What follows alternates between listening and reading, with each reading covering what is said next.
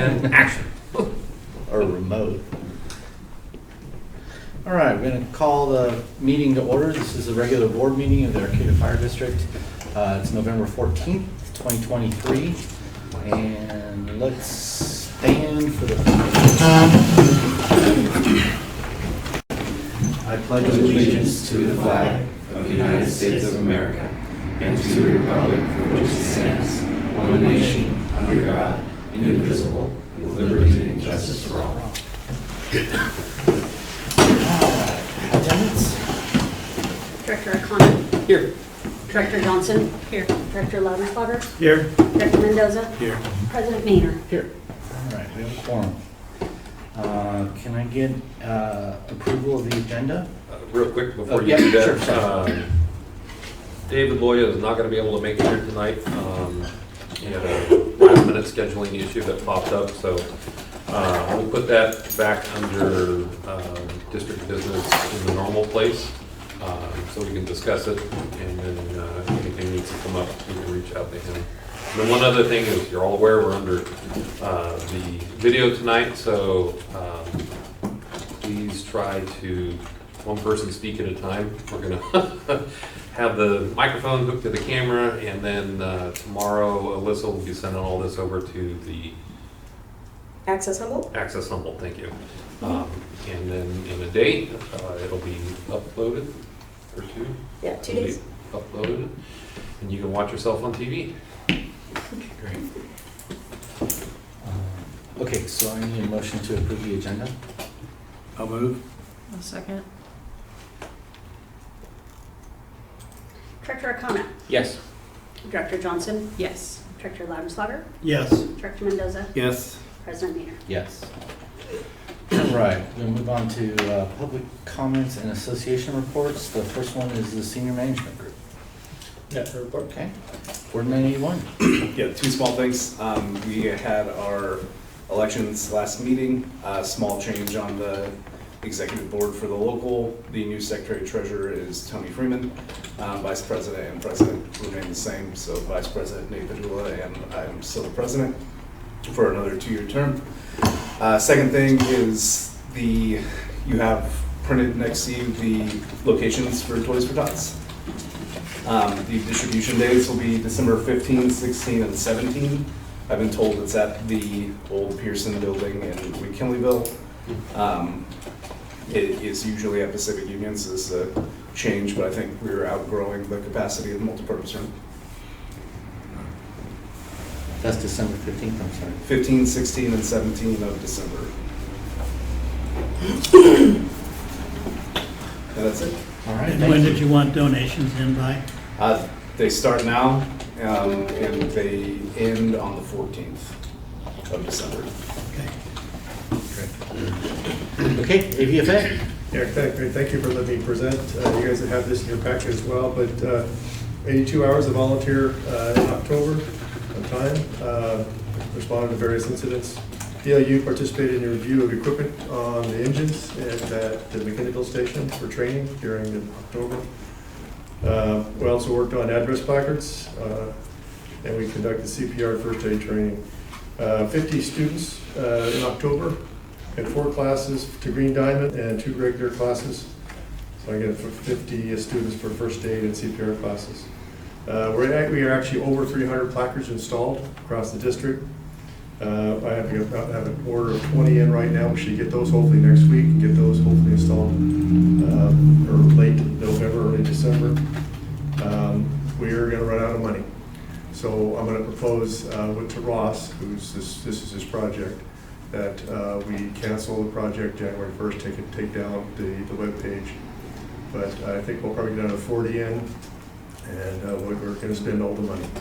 So $20,000 in the last 2 years. So How much work? What's that? How much? 20? Yeah, we got a $10,000 grant from California Fire Foundation, $10,000 grant from PG&E to do this, and it's actually going real well as well. It's being well received. We resubmitted the grant for the wildland PPE. Hope to hear back soon about that. And we got money sent to us from Simpson Family Fund. I think it was $35,000 for radios that we requested in 2022. So they're getting around to their paperwork and catching up on their grants. And also, how do you like these chairs? They're nice. Yeah, that was They're a little compensated. nicer, yeah. Tables will show up on the 12th. We'll have a table receiving on the 12th, those new tables. We got the shades in, so that grant went real well. It's actually working well. We can have longer meetings with these more comfortable With chairs. the chairs. And we're installing wireless cameras around M Street to try to see who's done a nice art in the back of the building and when campers show up. So that's all I got. Thank you for the time. Thank you. All right.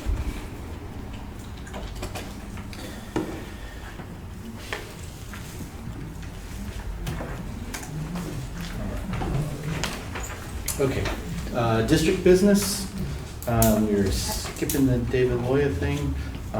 So I'm sorry, we're not skipping it, we're moving it Yeah, down back to to- talk about it, okay. And so we're gonna move on to the consent calendar. The consent calendar items are considered routine and are acted upon by the board with a single action. Members of the audience wishing to provide public input may request that the board remove the item from the consent calendar. Comments may be limited to 3 minutes. Do I have a motion to accept the consent calendar? I'll make the motion to accept the consent calendar. I'll second. With a motion by Director Loudenslager and a second by Director Johnson. Director Arcata. Yes. Director Johnson. Yes. Director Loudenslager. Yes. Director Mendoza. Yes. President Mayer. Yes. Okay, we're on to district business, and we'll do, you want to do the, do you want to give a staff report on the David Loya thing now? Yeah. Okay, Could I interrupt? sure. I was the city manager when this all took place, so I was on the other side of the table then. So out of an abundance of ethics, I'm going to recuse myself and leave the room while you discuss this, because it is a ethical conflict of interest. It's not a financial conflict of interest, but I think it's best that I stay out of it since I had a big involvement in this before. Go sit in the fire truck.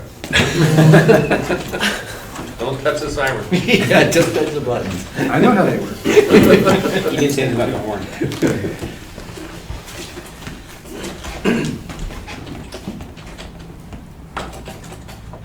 So, real quick, David was supposed to be here. They had a staffing issue, so he's actually at the planning commission meeting tonight. And I told him we would keep this agenda item on. And my hope is, you read through the staff report, which was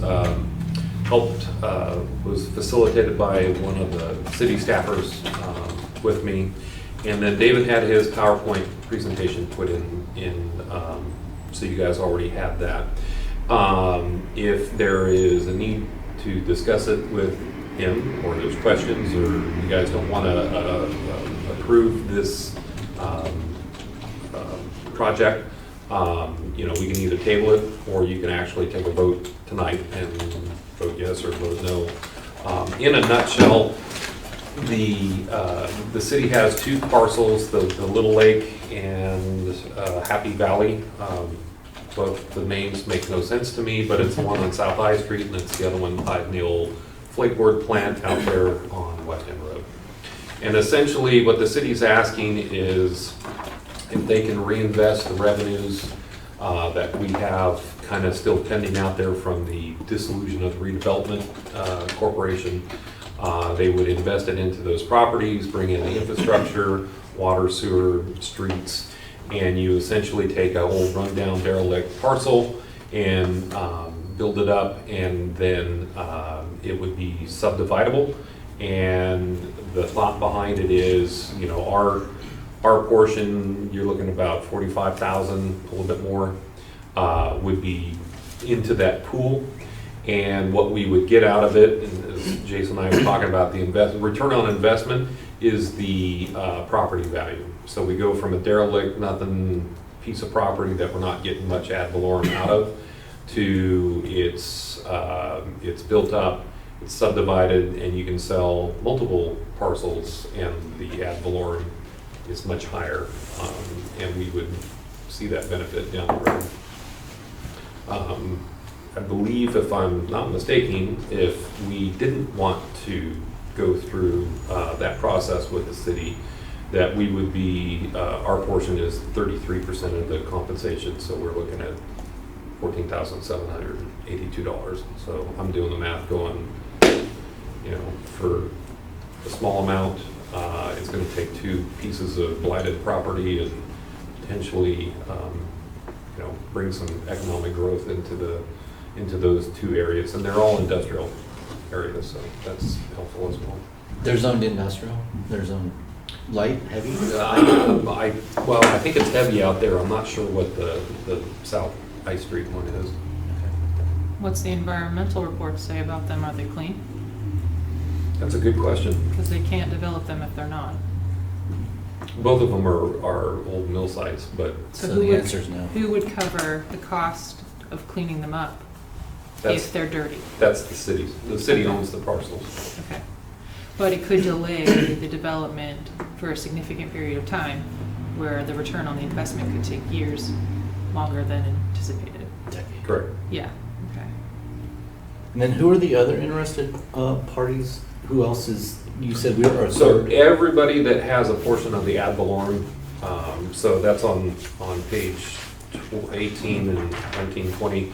It shows the different, so the county, the high school district, the elementary schools, the library district, the Northern Humboldt Recreation and Park, which is the pool, Harbor District, Humboldt Bay Municipal Water District, and Jacoby Creek. So all of those entities have overlapping jurisdictional boundaries on the parcels.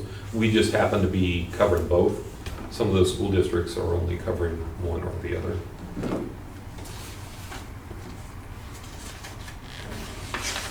So they have to get, the city has to get approval from each of these entities. And I believe Humboldt Bay Water District and the Harbor District have been presented. And we were the third in line as they're working their way through. are they trying to fast track this, or is this, just, why now, do you know? That I do not know.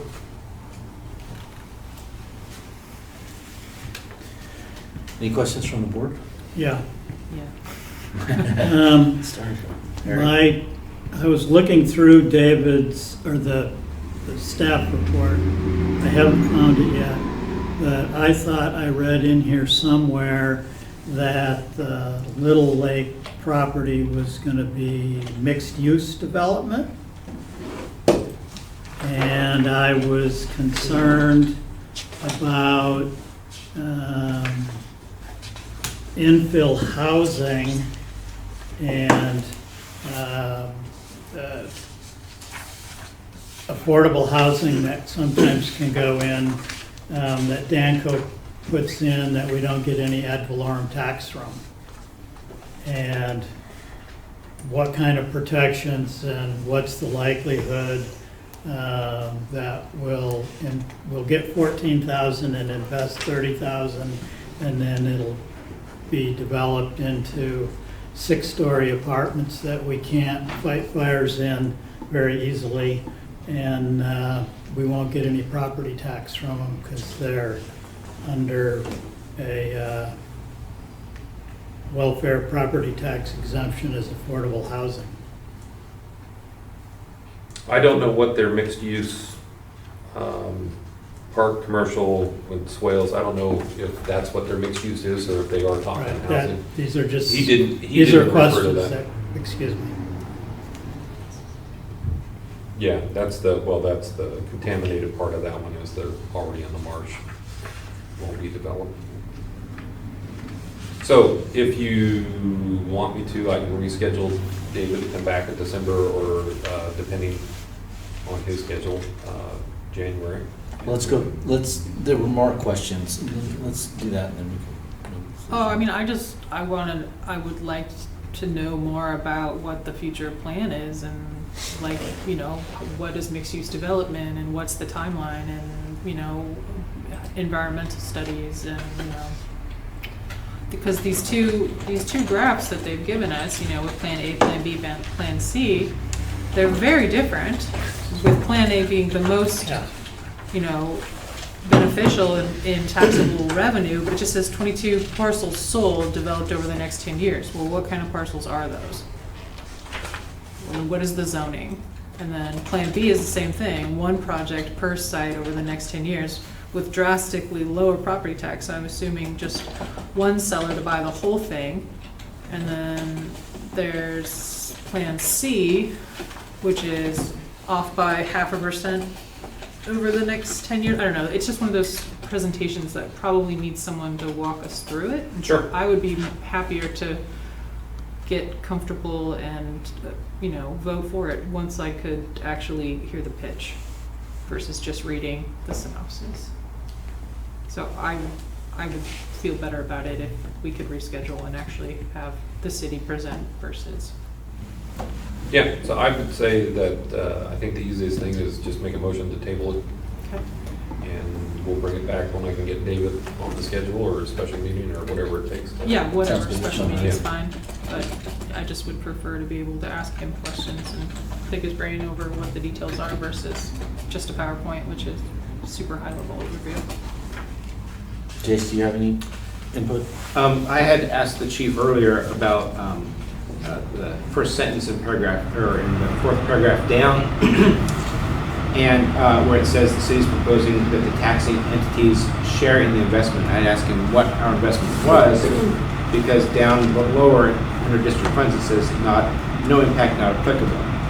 And he had clarified that to me. Maybe you can clarify for those people at home what your answer was. Well, the investment is the money that we would not be pulling out, and the return, obviously, is if everybody sells and goes according to the city's plan, we would be keeping that back in the applicant. So nothing up front from us, just Nothing we up wouldn't be taking out if we lowered some. Okay, so do we need a motion or anything to table it? Okay. Do I have a motion to? I'll Move make a this motion along that until- we table this item until a future date when the chief can get David Boya here to a meeting. A second? I'll second. With a motion by Director Arcata and a second by Director Johnson. Director Arcata, Yes. Director Johnson, Yes. Director Laudenslager, Yes. Director Mendoza has recused himself, and President Mayor. Yes. Yeah, Sergeant Arm. Pull him out of that fire truck. Did you see this? That's what it said. I figured it's 22 was initially, but I don't know. There's a lot that goes into that. Yeah, there's a lot that goes into it.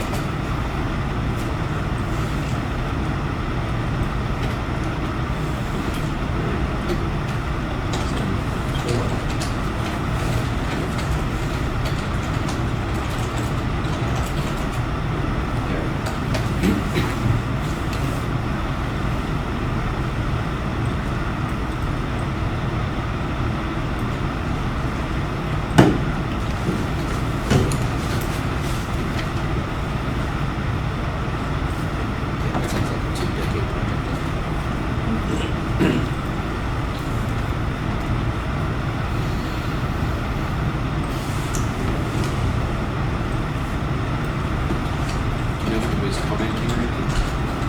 It's not live on Facebook anymore, it's just a Oh. recording, Oh, okay. yeah. That was fun though, What's that? that was fun though. It was. You're like, ooh, somebody says hi. All right, we've got a full board here again. We're moving on to the second item on the agenda, which is establish an ad hoc committee for fire station strategic planning. And the discussion is at the October 10th, 2023 meeting, President Maynard directed staff to establish an ad hoc committee for fire station strategic planning. The committee was to consist of 2 board members who will work with the chief to explore long-term options for future fire stations.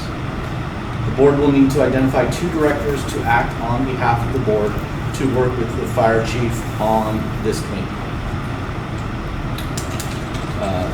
Any staff report on this? Other than, you'll hear a report from Chris on the City of Arcata, Cal Poly planning process and the standards of cover. I think it all plays into all of that as well. So, yeah, I would say if the board wants to identify up to 2 board members to work on this committee, then we can start. Nothing right away, but it will be. Anybody interested? I don't know that I'm interested in being on the committee, but we have a decision to make. I can't remember which month it was in, but isn't it like June or July that we have to decide on whether we're going to remove the lease? There's 2 days. There's, yeah, the lease extension, and then there's the 60-day window to opt out when the adjustment of, I think that's in September of 25. 24. 24. So it seems to me that we need to have 2 board members and a report from them to the rest of the board on what our options are because we're going to have to make a decision as a board as to whether we stay here or opt out of the rental agreement in whatever it is, June or September. And that is part of this committee, correct? That's for the direction of the board is to set the direction for the committee. If that's the direction, then yeah. Okay. So we're looking for 2. Is there anybody that's interested in doing it? I'm willing to, unless you want somebody who has more longer-term knowledge of what's been going on with everything. I'm interested in doing it as well, so. There's 2 right there. Okay. Yeah, everybody good with that? So our objectives are long-term, looking tying in with the standards of cover and the That's right. immediate need of an alternative if the rent thing doesn't pan out. That's right. And then do we have a timeline for that coverage? We have a meeting Friday. Friday is the selection of the, well, I'll get into that, but Friday. Okay, great, okay, good, all right.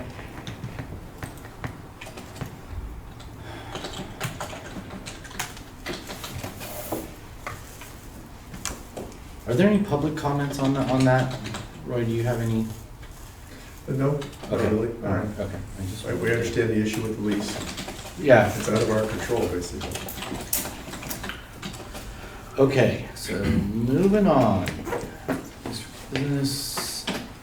The third one is to consider approving a facilitator for meetings and workshops with the ABFA, and that's on page 75.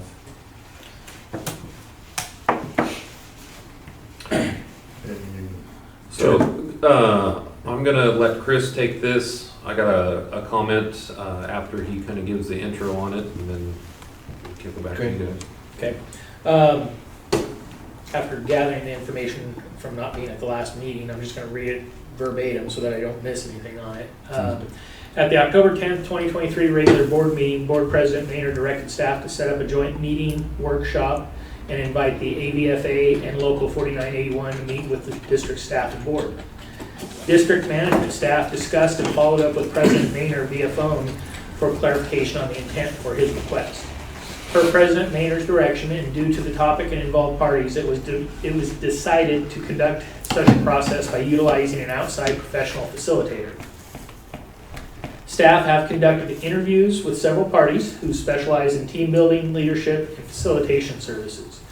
After assessment of all interviews and information gathered from the potential candidates, one company was recognized as the strongest fit for the project. Phoenix Rising Leadership LLC is owned and operated by Beth Ann Johnson Hart. Ms. Johnson Hart has served for 30 years in public safety in various positions and leadership roles, including Chief of Police, Emergency Medical Technician, Volunteer Firefighter, lead negotiator for both management and labor, and leadership instructor for many agencies throughout the western region. Ms. Johnson Hart began her public safety career in Humboldt County serving as a police services officer, volunteer firefighter, EMT, and police fire dispatcher. So, I'll jump in. This thing kind of morphed and morphed again, and then as we were talking, the concept of having a meeting, maybe it was because we had a 4-hour meeting last time. It sounded plausible, doable. Afterwards, when Chris and I were talking, we were like, okay, this is probably a bigger project, and we should actually get a little help with it, which is why we made a phone call to Blaine since he was the one that was asking for it to be on the agenda, to kind of, are we on the right track? The one thing I think after we kind of did all this and having some discussions were, we don't really have, we have now this concept of meeting, a workshop. We don't have any goals yet. And I think before we give Beth the approval, or the board gives Beth the approval, we probably ought to figure out what it is that we want, what the intent of the workshop or meetings would be. So I think, and to make sure, I don't know, Dave, I think was gone when you had mentioned it, but make sure that all parties, the union, the volunteers, district board, that we all understand what it is that we want to accomplish. So I would kick it back, much like Eric's point with the previous one, is making sure our goals of what this committee or meeting are established, and so we can hit them appropriately. And is that something that we're going to do here tonight, as far as the board having some goals in mind? Or That's my request as staff back to the board, is that we can either discuss it tonight or anything in between. Okay. A subcommittee can discuss it, and but I think before we commit to spending money, I think Beth is a great fit. As I've known Beth for how many years? 30 years. So is Jason, so is Randy, and quite a few people. I think she would be stellar at that, but I don't want to waste her time with trying to figure out goals and what we're actually doing, and I would want to make sure that we have our ducks in a row before Sure. we go that route. So that's just my pitch back. Okay, so I'm just going to start down that, and if anybody has any comments or things that they want to, bullet points that they want this to be about, these meetings. Jason, do you have any? No. Eric? I do. I have been in admiration of the service, the signs, the grant writing, and things like that from the AVFA. But our legal relationship with them, lack of memorandum of understanding. They use our website, they share a phone number, but it's just really amorphous. And the board, that is the district board, seems disconnected from all of that decision-making. And I've been uncomfortable with that. I'm definitely uncomfortable about spending $120,000 on rent, where we're supposed to be watching out for the taxpayer, our constituents' money. We have a fiduciary duty on that.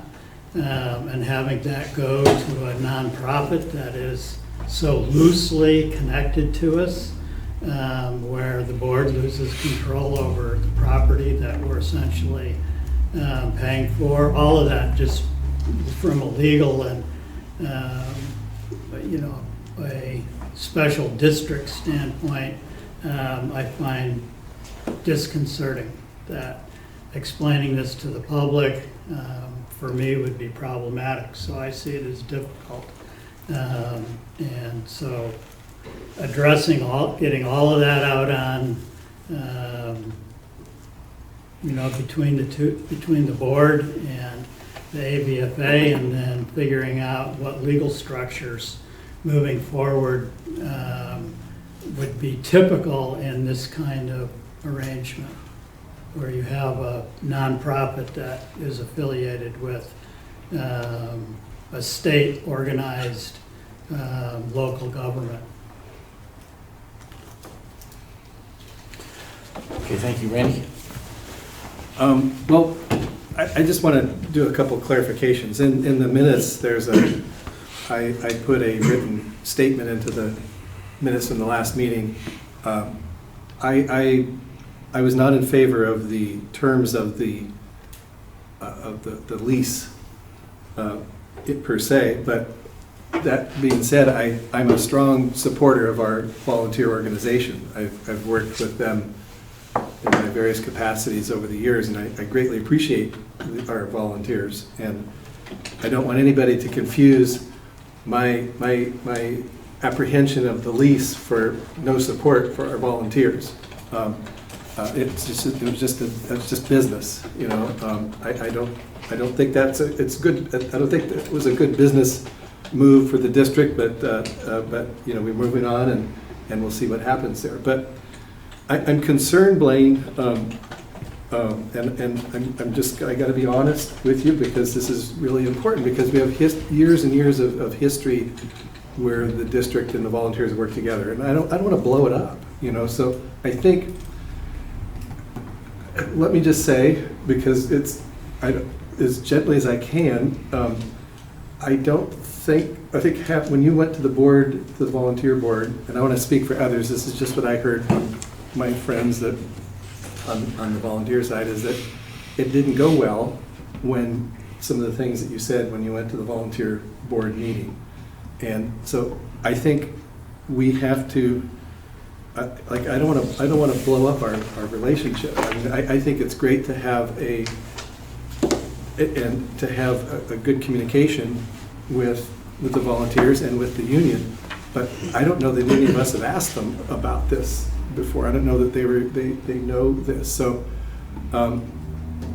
so the other thing that I think that as a board we really need to focus on is we're going to have a new fire chief coming, and I think that I'm hoping that we will focus our energies, you know, on supporting the new fire chief and getting things, you know, that transition, because, you know, we're going to have a new business manager also. So I don't want whatever we do to detract from that.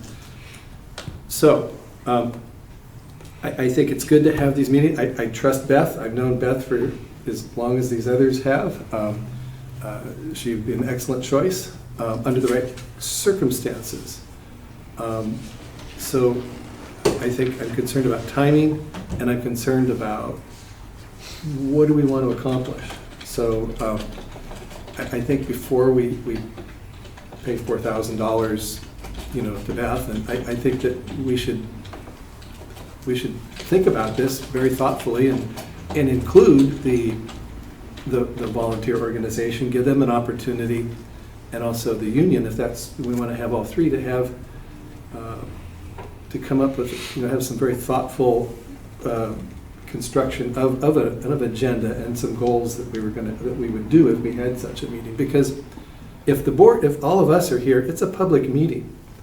You know, we can't meet without, you know, we can't just go in the back room. You know, if these 5 elected officials here are present, it has to be a public meeting, which means, you know, the news media could be there, and, you know, we've got to, you know, this could be a good thing, or it could turn into be very acrimonious, and I don't want to go the acrimonious route. So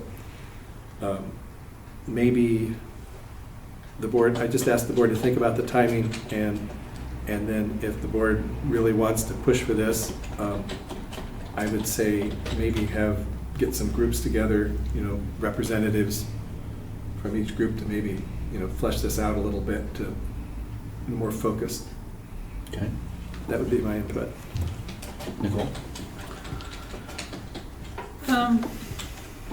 I was more interested in asking questions about, you guys all know this person, but did you know that this entity was only established 2 months ago? Phoenix Rising LLC? She just retired. Okay. She was the chief of Novato Police Department, so she just retired. She's actually an interim chief now of another agency. Okay. But yeah, she's. I just wanted to make sure, because that's kind of weird. But yeah, okay. But as far as, you know, topics to discuss, I mean, I know that there has always been a concern about the transparency between the two agencies, so maybe developing a more streamlined separation would be advantageous for us all moving forward. I wasn't here for the last meeting, so I don't know about the lease and all the things that went down. Okay, yeah. I just wanted to clarify, this is not, I want this to be a friendly relationship. This is not a confrontational, I really would like it so that we can all get together in one room and hash some of this stuff out, because I did not mean to ruffle any feathers at the last meeting. And at the ABFA meeting. One of the things that definitely came out of that meeting for me was, it seems like we've been talking past each other with lawyers involved, and that really came up at the ABFA meeting, that the communication was poor and it was being slowed down incredibly going through the lawyers. And I value the ABFA. We need to somehow separate the financial part from the cooperation part. And I think that's all we need to do, is sit down and discuss it as a group. Board members with board members, or however. Because again, I did not mean to ruffle any feathers at that last meeting. I think there were some things that needed to be said that had been said behind closed doors, and I just wanted to. I was basically there just to kind of say hi and you know, and tell the AVFA board kind of the feelings of our board. And it's an interesting situation, because at the same time, it's all muddled together, the Arcata Fire District, the VLU, and the ABFA. But at the same time, there's not a lot of discussion on how that should all be working. So, and especially with the lease and stuff, we're here to try to figure this out, because there's nobody on this board who wants the ABFA to go away. So let's get this going and see if we can get this a little bit more harmonious. And I think this meeting with a facilitator would really help with that. Can I add a comment about all of the folks we interviewed all had the same format? They all believe that each entity should have their own individual discussion of what are their key topics before they bring everybody together. Sure. So that was definitely something that every one of them said that. Sure. Is there a line item in the budget that will absorb this expense, or is this going to be in addition to the proposed budget numbers? This would be a mid-year revision. Okay. It'll go under professional services, but we would have to reallocate during the mid-year. Okay. And my stance on, Randy was talking about timing and all of that. I mean, I think it should happen as soon as we can get board members from both and get this set up, early next year. Because I think the lease and the interest, and their renegotiation of their loan and stuff like that, that's all gonna to play into this, so, that's happening sooner rather than later. Be great to get a good channel of communication going before that all, comes down the pipeline. We have, as far as timing is concerned, in the next topic, you'll see a bit of a pivot on our recruitment and hiring process. I think the next 4 to 6 months, at least admin staff time is going to be driven with recruiting and the hiring process. So we will need some board input. I mean, obviously for the interview for the fire chief position, y'all are going to be part of that process. But I think the assistant chief process and even the fire captain, we're going to be trying to do this as an in-house process. So we'll need departmental people participating. And it's, quite frankly, we're stealing time from the same folks. There's only 5 of you, there's 5 of them on the board, there's 3 of them on their executive team that, we're gonna be fighting for the same amount of time over the next.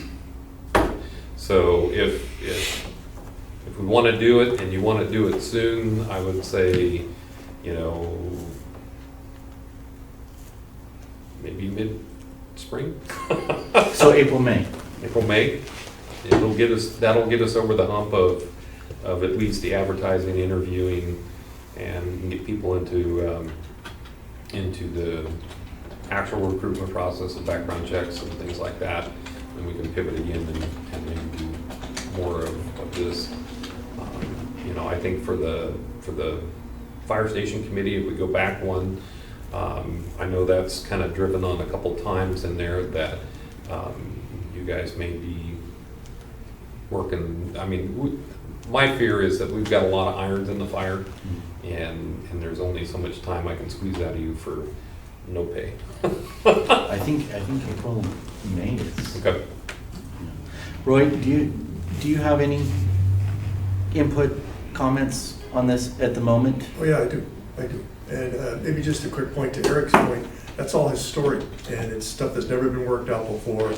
When the fire structure changed from being a volunteer organization to the direct district, all those little fingers, the phone numbers, the addresses, all that stuff never really changed, right? We just kept the existing structure because it was easy, right? We do need a better understanding of what our role is relative to you. You need to understand what your role is to us and how we can support. Our mission is to support the district. And we do that as we can figure out things to do. We ask if you want us to do stuff. Measure F is a fine example. We stepped up and helped you guys with that. The placard project, the grants we get for you every year. We're doing that in the ether, right? On our own, waiting for somebody to say, hey, we need help over here. So some formal organization, some formal understanding of how we can help you, how we can support you, clear up some of these NAIC issues. I guess our biggest concern, our biggest issue is the debt we have. And everybody knows where the debt came from and what the debt did. So please keep that in mind as you think about what happens in October as far as the rent going up. Because it is our debt and we are responsible for it. And we all know where the money went. So, but I'm interested in some more formal organization. I want to work closer with the union, how we can help, because I'm always arguing with Marcus on how we can use them and they can use us, because there's barriers there we'd like to work through. But a formal way of doing business would be great. Great. Okay. Yeah. Okay.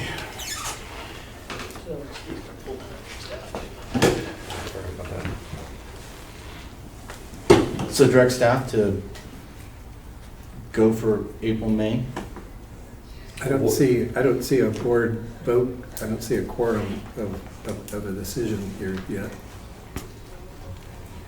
So, yeah, I guess that's, my question is what is the What are we gonna desire of do? the board? The question at hand is to hire Phoenix Rising. And I think given the situation, that may be a not yet, until we can have a little bit more solid ground on where we're going with it in April and May. But I think the topic is approving the facilitator for the meeting workshops. And the rest of it we can bring back as a continued discussion on it. Okay. I'd like to make a motion. I move that we table this, the facilitator, until the three groups can get together and at least come up with a foundation of what we're trying to accomplish here, what we want to accomplish here. I don't think that we need to hire Beth Johnson to come and help us make a list of things that we want to. I think we could, these three groups could at least do that, and we could at least kind of get things ready. Let's see where that is and bring it back to the board to see how that looks, and let the other boards, let the other two agent groups, their boards look at it too. That would be my motion. All of that? Okay, okay, my motion is to table hiring Beth Johnson Hart at this point until the district and the AVFA and the local at least has representatives get together to come up with goals and issues that they want Beth to facilitate.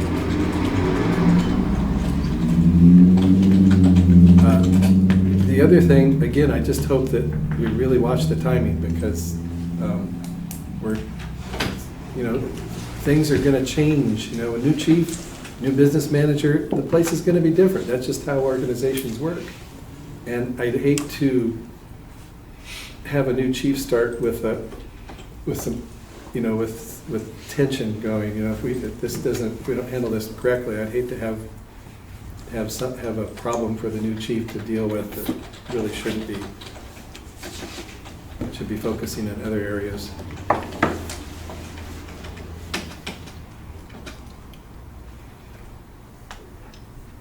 Is there a second? Period. So really, what I recorded for the motion to table hiring Beth Johnson Hart at this point until the district, the AVFA and the local have representatives get together to come up with goals and issues that they want Beth to facilitate. Yes. I'll second it. With a motion by Director Mendoza and a second by Director Arcata. Director Arcata? Yes. Director Johnson? Yes. Director Loudenslager? Yes. Director Mendoza? Yes. President Maynard? No. Okay. Motion carries. So as a follow-up to this, how do we organize, what needs to happen for this next step? So, I was hoping the facilitator would be able to do that. Yeah, no, so the next step, I think the board has to identify a person to meet with the other two.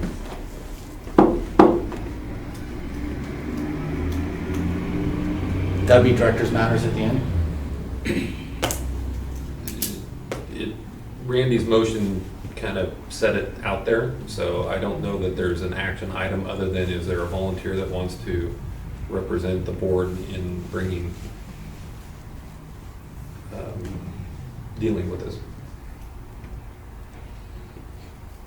If there's none, that defaults to the president, which is.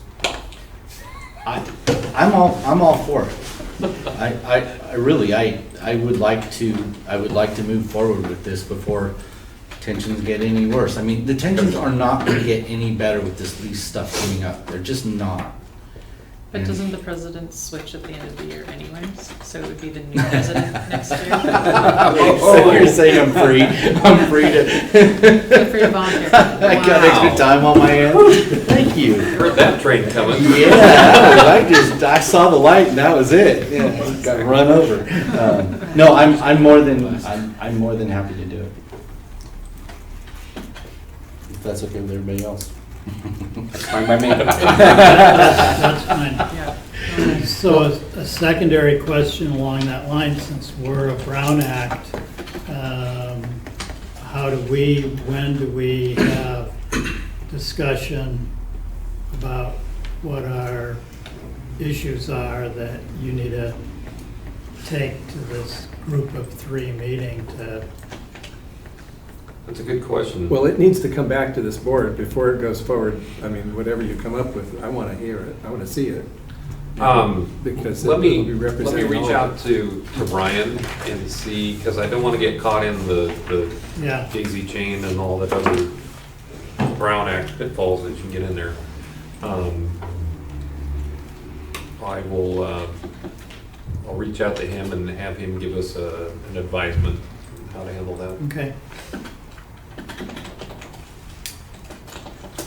I just really want to make it clear though that it needs to come back to us, to this board, so that we can discuss it, and to whatever you come up with, I want us to be able to talk about it so that it represents all of us, so that when whatever our contribution to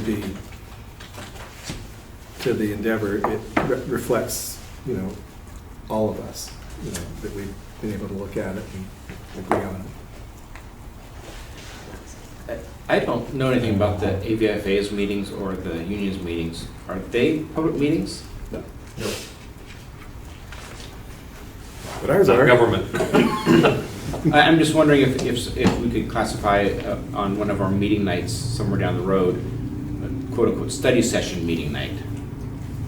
And Yeah, that's the concept behind eventually where we would go. So to get all 5 of you in the same room, not under a business item agenda, and it's a study session or a workshop or something like that, that we would invite specifically the union, the ABFA, but because it is a public event, that means anybody could be there. It has to be posted and. Yeah, agenda, I mean, the agenda is a workshop.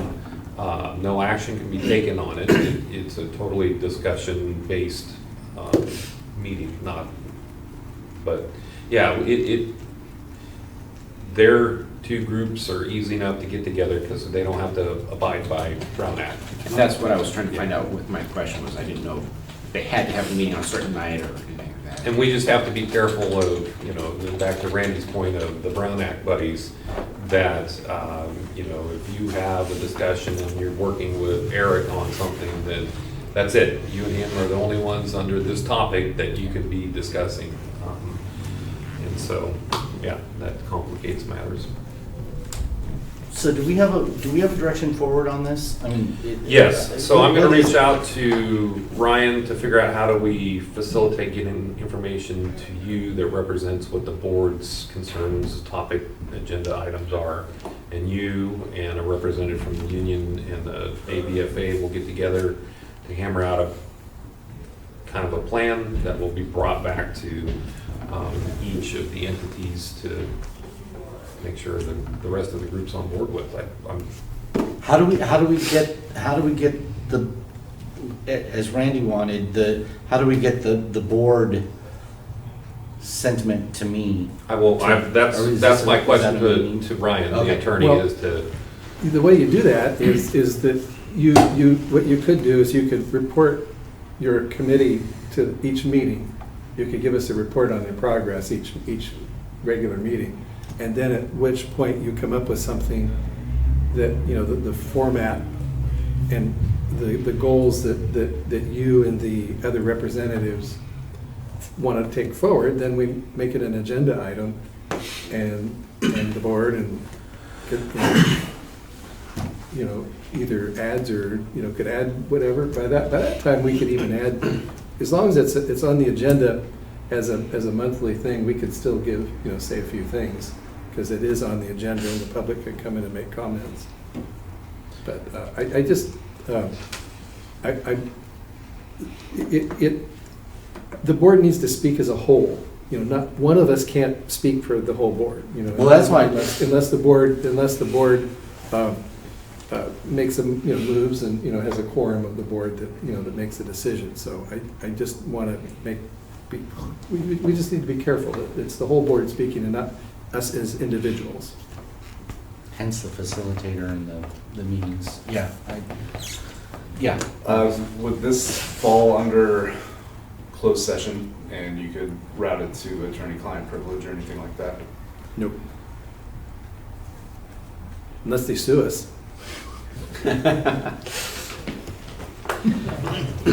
No, that's litigation is one, there's very few. Litigation, personnel matters. Yeah, that's the whole point behind the Yeah. Brown Act, is that the board doesn't do things in secret, and that's, yeah, there's not much leeway for closed session. And the public needs to know what we're going to be talking about or what we're hearing so that the public could give input, before the board makes any decision. So it's got to be posted. And I would feel more comfortable if it wasn't just me. Could we just roll this into part of that ad hoc committee that we just established earlier tonight? I think the purpose of the two is completely different. If the same people want to be on the ad hoc, that's, if you want to establish an ad hoc to move forward with the workshop, that's... I think we should do that because I don't feel comfortable doing it by myself and then reporting back. I think it'd be better if there was two sets of eyes and two brains on the project. Is that something that we need to... Agendize. Okay, so we'll bring that back next month then. I would feel more comfortable. So I will figure out from Ryan if there's a way that we can get information passed to the committee. Likely it's going to be at an open session where the ad hoc committee gets their marching orders from the board. Okay. But we'll put the formation of the committee on next month. Okay. All right. Okay. Let's see, where are we at here? Page 76. Update on recruitment, hiring, and succession planning. Page 76. Staff? I'm going to go with our motto is Semper Gumby, always flexible, right? Manny Burciaga has given notice. His actual last day of work will be the 19th, but his official last day is like the 24th, 25th, something. Manny killed an interview in Turlock. He's #1 on their list. They're hiring, what is it, 5, Marcus? That's 45. Yeah, five engineers and a handful of firefighters. Wherever they got their money, I want to be part of that. So he's off. We made a conditional offer to the last person on our hiring list for the lateral engineer position. He's accepted and is going through background checks, health screening, all of that. The tentative plan is to have him on board January 9th, so it'll be just after the first of the year. That's too bad. Yeah. So with that, we've also done some a little bit more kind of internal in-house research. Our candidate pool for an assistant chief is internally, while we have qualified people, due to personal reasons. I don't think we're going to have the candidate pool that we wanted, so we're going to pivot and move to an open recruitment. I think we can garner some interest out there with what you guys did with the salary, and we'll see how that goes. So we'll have essentially over the next few months 4 open recruitments, the business manager, assistant chief, fire captain, and we'll round it out with another hiring of engineers. And the goal is much like the English crown, is we want an heir and a spare, because I think that we have other people that are testing. We still got people that are making 6-hour, 4-hour commutes that they might want to be closer to home. So I think it's best practice to have positions filled and to have, just in case, we have some in the wings waiting. And I think we can accomplish that. But, you know, last month I had a different opinion on where we were going. Next month, it might be a whole nother plan. But as we're going forward, I think that we've got our plan in place, working with Marcus and his team. I think the scuttlebutt's out there that there's interest outside our organization to come to work for our organization in pretty much all ranks. So fingers crossed that by this time next month, we'll have advertisements done and applications processed. So information only. Great. Ongoing. Tell Manny congratulations. Tell Manny congratulations. Yeah, he killed it. #1, man. I couldn't be more proud to have having it. And the funny part is, he said he didn't qualify for the firefighter position, but he qualified for the engineer and absolutely killed it. So How do you? that's what I said. Okay. Technicality, I guess. Overqualified. That's probably what it was. Yeah. Comments from the board? Yeah. Yeah, I have a question on the staff report. It says that we're meeting on the 5th to do our interview, and I was wondering what time that was scheduled for and where. I didn't ever see an email or anything about that. Yeah, I was gonna ask about that too.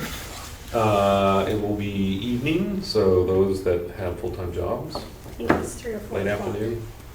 It's not gone out officially because it's gonna be a typical agenda item, so we have not made Okay. anything official in terms of putting out an agenda. What's the earliest that you Thank might be available? Well, I think it was one of the earlier ones that you were able to make.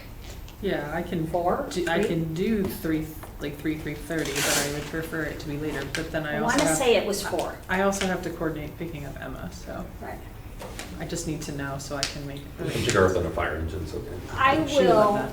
send out an email to you all tomorrow to Yeah. advise you Yeah, 'cause I without know we having made answered. it official. Yeah, we all answered the doodle poll, so. Yeah.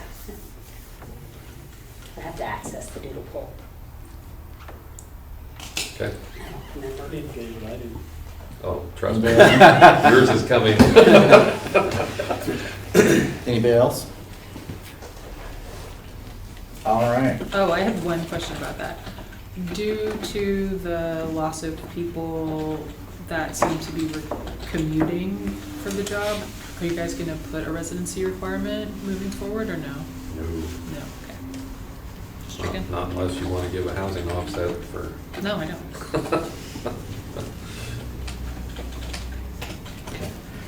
All right.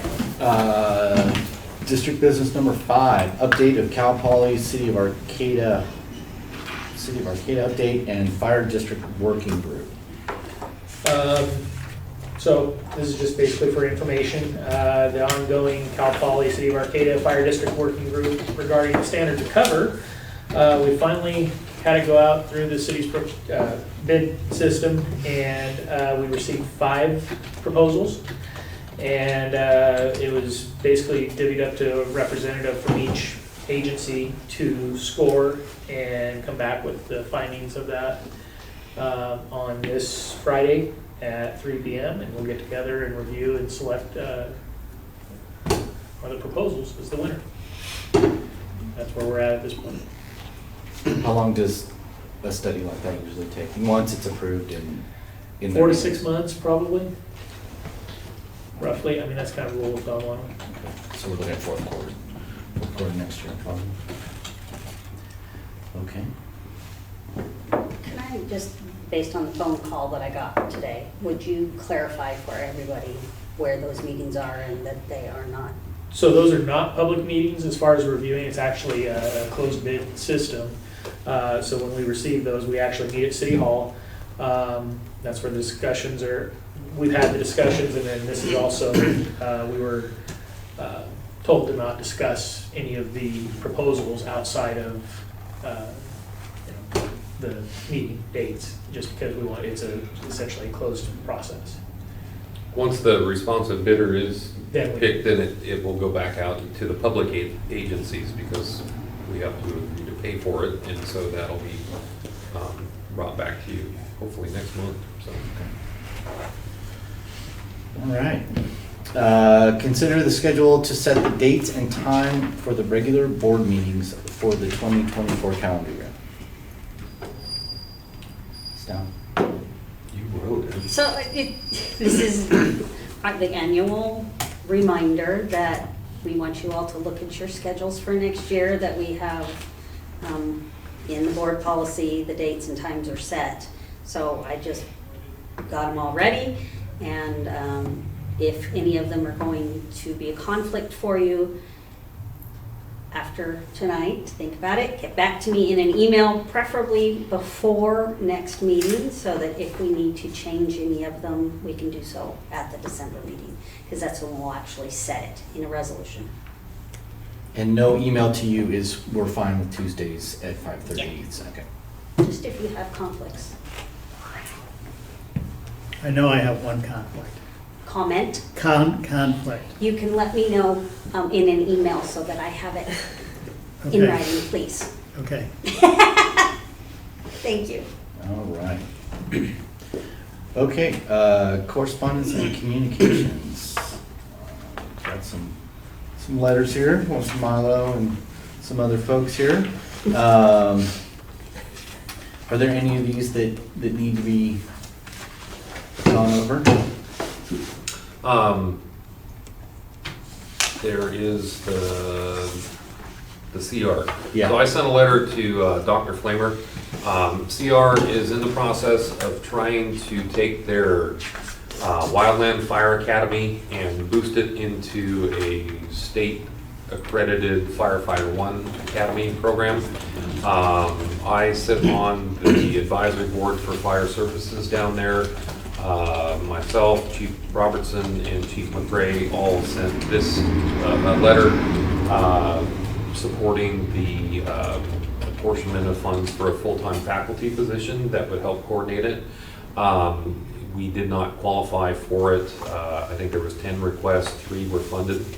From our meeting the other day, the advisory committee, the dean, I forget which department it was that oversees it, fire services needs to do an internal audit to be more academically accepted. Because over the years, the fire program down there has either not existed or it has existed in various locations. They didn't quite know where to put the fire services program. So now it sounds like we have a permanent home, and the dean is going to do the internal audit, which will make us highly marketable to acquire that full-time faculty position that would help facilitate kind of getting us over the next hump. The other thing that College of the Redwoods realized is that you can't pay minimum wage to get instructors or associate instructors or even extra help. So they, based on experience and education, really ramped up the pay scale. I think it's now, what, 40 to 60 bucks an hour, depending on how you are. They're still looking at hiring a fire service coordinator position out there to help get through the accreditation process with state fire training. That position, they were just talking about offering 70 bucks an hour for that as an emergency hire.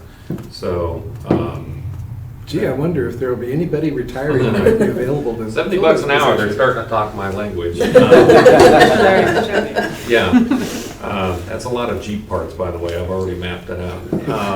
So I think it's a good thing that the state fire training is really supportive of College of the Redwoods getting that fire academy up here.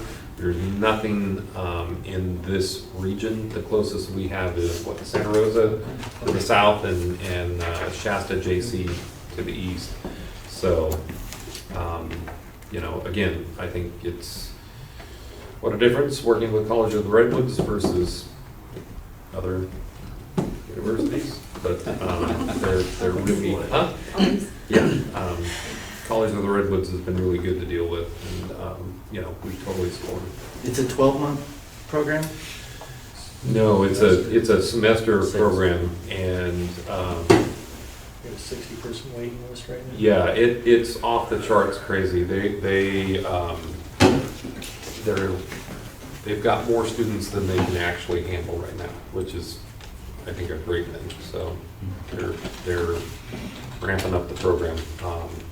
Again, what we're looking at right now is lack of instructors. Part of it is having the right classes, and you know, that was the one thing they're going to offer up is the instructor series, so that more local folks can get their instructor, so they can go teach down there. So. Okay.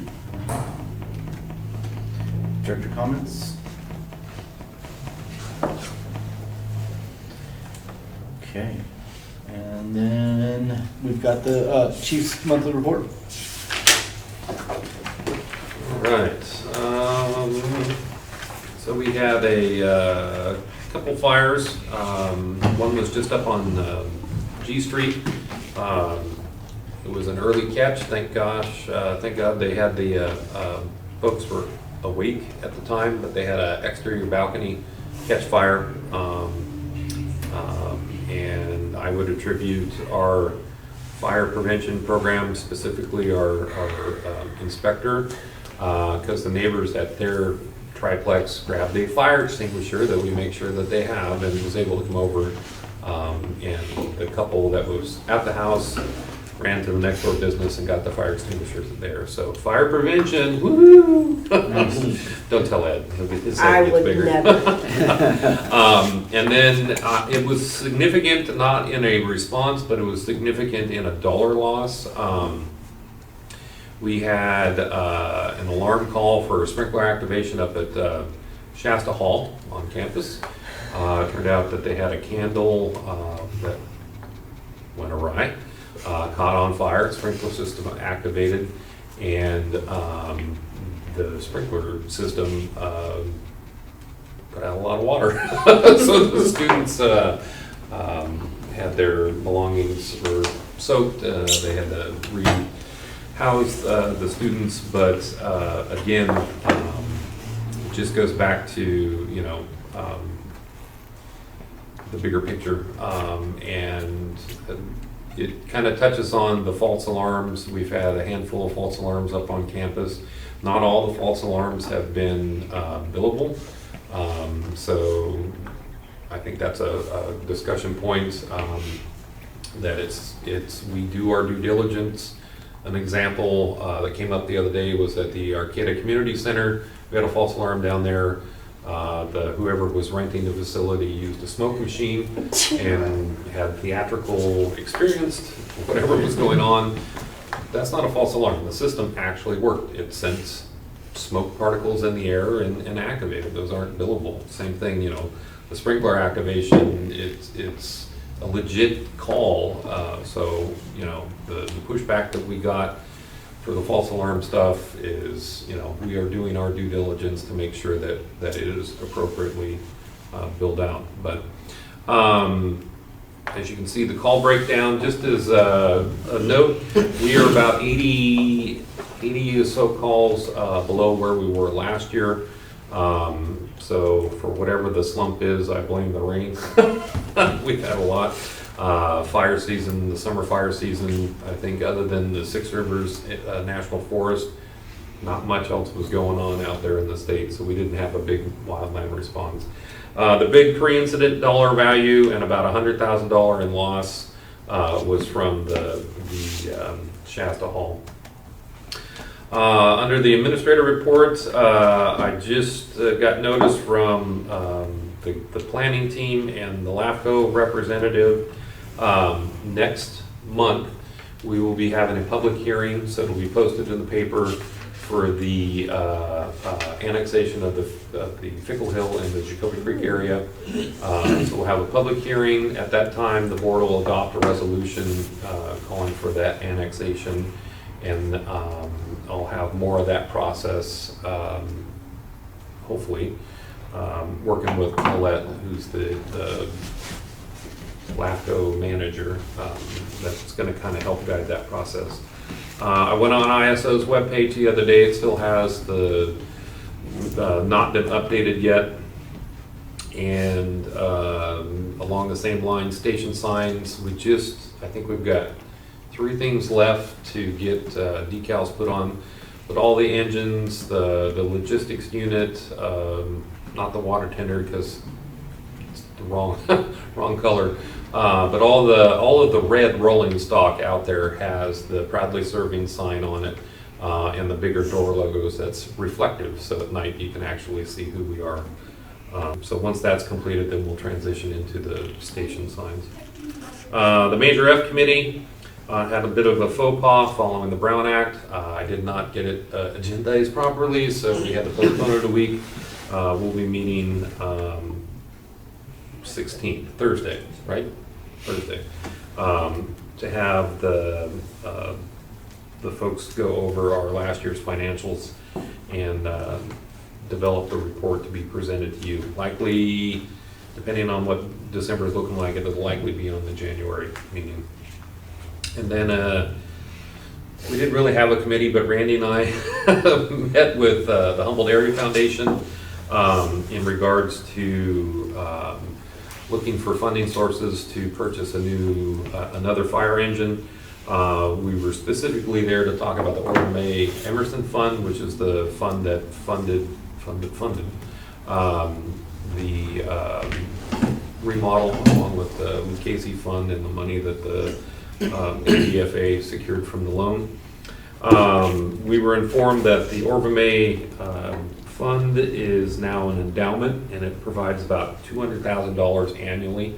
I think the initial payout would we get $1 million from Orville May. Yeah. And they also explained that the $200,000 they like to also allocate it for a 3-year span. So you'd be competing with. Help me, Randy. It was the arthritis, the heart Arthritis, Arcata Fire, and Arcata Police. Yeah, are the main benefactors from that endowment. So they politely told us that no, you can't have $1 million again. And what they're also going to do is look at if there's a way to leverage some of the Orville May money with some of the other funds that they have, and potentially pitch it to some of their folks that have money that may want to do a nice thing. I also kind of reached out to our fire engine vendor. Remember what the cost was off the top of your head? It was like $920,000 for that same rig. If we purchased it today, there could be some wiggle room to get it, but you're looking well over $900,000. And it's also a 3-year build time. It was not that long ago, just a 2-year build time. So that being said, talking with Chris and Marcus, we're going to develop an apparatus development committee to go, okay, what do we like about the Pierce that we currently have? Are there changes that we need to make? I think the big question is, can we afford to pay $900,000? Maybe by the time we get funding for it, it could be $1 million. There are other brands out there that are less, not a whole lot less, but less. And that would be for the apparatus committee to review. Can we do with another brand? Does it do the same thing, pump the same amount, hold the same amount of hose? But can we do it for $700,000 or? Plus it comes up against emission issues. Yeah, that was the other thing. The sales rep said that anything purchased now on the big rig diesel side of it, it's an automatic $80,000 because of the emission upgrades that they are going to have to do to be 2024 compliant. So it's just flat out scary. The prices are going up. Pierce, he did relay to me, Pierce is going to a quarterly price increase. Must be nice. So yeah, we're gonna look at the engines, try to get a spec together, and you know, if the area foundation comes in, they find some money, or a portion of the engine can be funded through them. You know, we'll see what we can do. But you know, between the lead time and the cost going up, it's a little unnerving. The last little bit, the last couple pages, you can see our training hours and the monthly overtime hours work. I believe, knock on wood, everything is working. Working in service. How about that? Everything's in service. We still do have a few things maintenance-wise. Engine 8211 has some cab pins. Yeah. Makes a horrible clunking noise when you drive down the street. But after, what, 16 years, the pins need to be replaced on it. We just had engine 8219 come back from O&M. They put another hose divider in there, so we got standardized, finally-ish, hose loads. That's debatable. But Debatable, close. okay. We're getting closer. So yeah, that's it. And then the last thing in vehicles, nobody has put in a bid for the gently used F-350 chief officer pickup truck. So we're going to list it on GovDeals, Friendly Mountain, one of those online vendors that sells fire equipment, and see if we can sell it there. That's all I have. All right, thank you. Okay. All right, we're on to Director's Matters. Let's start down to the invitation. Do you have anything? Nothing. Eric? I went to special district leadership training last month. And I get to think about things that we may or may not want to do as a board in a district. They have any fire engines for sale? No fire engines for sale. Any new funding ideas? How you could fund a fire district off of property taxes? No, they didn't, they didn't scratch. And I did talk with board members from Rancho Adobe, where Sonoma State is, and they grumbled about money from Sonoma State, and they are in a little better shape than we are in that their assessments are keyed to inflation. So what they don't get in ad valorem property taxes, their assessments go up automatically. Talked to a couple of districts that we get about 5.6%. That's what, when we were doing the work, preparing for talking with the Planning Commission, John Miller had worked out and said we get about average 5.6% of the 1%. And I think on David Loya's list for those two properties, he had 5.9%. But I talked with one district where they were getting 17%. And how the state set up and county set up who gets what out of these property tax allocations. But it's not even across the board, and it certainly makes our life harder, not easier, with having that lower rate. Yeah, when I went to that thing, it was a meeting of the haves and have-nots, because It was the fire districts east of Sacramento. They seemed to be swimming in money. And then it was everybody else. Yeah, it was crazy what they were buying. Randy? Good, thanks. Okay. Nicole? I'm good too. All right. We are adjourned. Thank you, guys.